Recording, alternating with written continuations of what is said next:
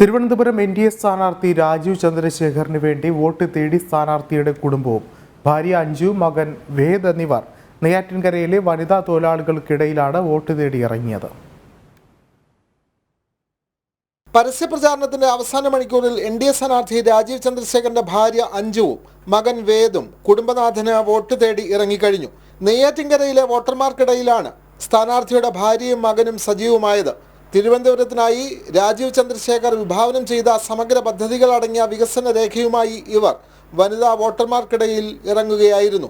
ഊരുട്ടുകാല GR public സ്കൂളിനോട് ചേർന്ന് പ്രവർത്തിക്കുന്ന blood bag അനുബന്ധ ഉൽപ്പന്ന നിർമ്മാണശാലയിലെ 200ഓളം വനിതാ തൊഴിലാളികൾക്കൊപ്പമായിരുന്നു സ്ഥാനാർത്ഥിയുടെ കുടുംബം ഇടപഴകിയത്.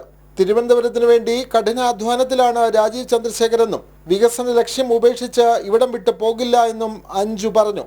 രാഷ്ട്രപിതാവ് മഹാത്മാഗാന്ധി 2 ദിവസം തങ്ങിയ ചരിത്ര പ്രാധാന്യമുള്ള ഈ സ്കൂളിന്റെയും അനുബന്ധ സ്ഥാപനങ്ങളുടെയും പ്രവർത്തനം മാനേജിംഗ് ട്രസ്റ്റി അഡ്വക്കേറ്റ് ഹരികുമാർ അഞ്ജുവിനും വേദിനും വിശദീകരിച്ച് നൽകുകയും ചെയ്തു.